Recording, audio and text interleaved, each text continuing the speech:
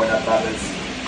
Hoy, para conmemorar un año más el Día Internacional de la Mujer, quiero tomarme la libertad de hablar por esas señoras con discapacidad, sordomudas, que pierden a sus hijos porque cuando terminan de dar a luz el médico con el barbijo le da indicaciones y ellas no entienden, y al no entender sus hijos mueren y nadie hace nada por ellas. Quiero hablar por esas mujeres que todos los días se levantan y se acuestan pensando qué van a hacer para alimentar a su familia. Quiero hablar por esa mujer emprendedora, por esa mujer que nace y muere con la esperanza de que va a salir adelante y lamentablemente el Estado nunca las apoya.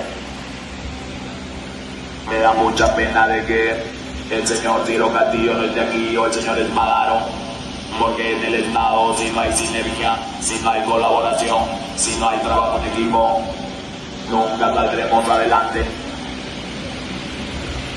Nosotros tenemos la obligación como gestores públicos, desde la persona que dignamente barre la calle, a esa mujer emprendedora, hasta la presidenta de la República, generar calidad de vida al ciudadano. Y yo creo que es indispensable, habiendo la presencia de las mujeres de las Fuerzas Armadas, de las mujeres emprendedoras, la obligación de que más autoridades, en especial las representativas del Callao, hayan estado aquí para generar un consenso y salir adelante y dejar de hablar, porque ya tenemos 203 años hablando y no hacemos nada. Espero que esta vez no sea así. Y les voy a decir por qué. La desnutrición en el país, uno de los principales flagelos de nuestra sociedad, se puede remediar con 8 millones de soles.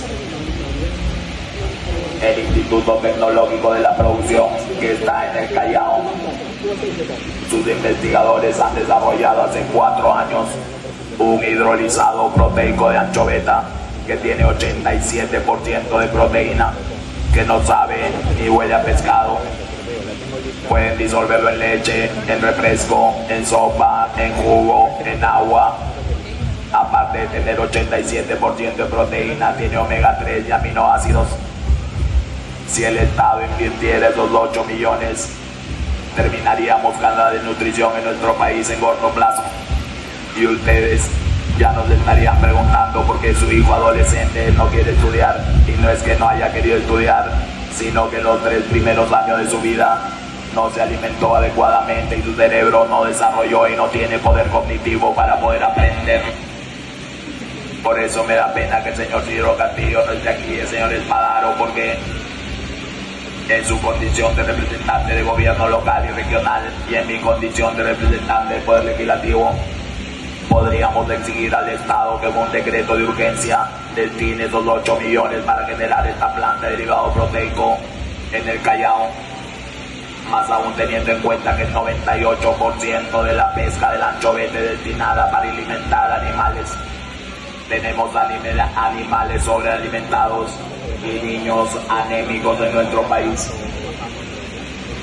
Y en el Día de la Mujer, creo yo que uno de sus anhelos, aparte de emprender prioritariamente que sus hijos estén bien alimentados, espero en Dios que el señor Ciro Castillo y el señor Espadaro me hayan escuchado y se puedan acercar a mi oficina, se tomen esa molestia por el bien del país, no solamente del Callao, y generar sinergia para acercarnos al Ejecutivo. Y repito, con un decreto de urgencia se puedan destinar estos 8 millones para eliminar la desnutrición en nuestro país. Muchas gracias.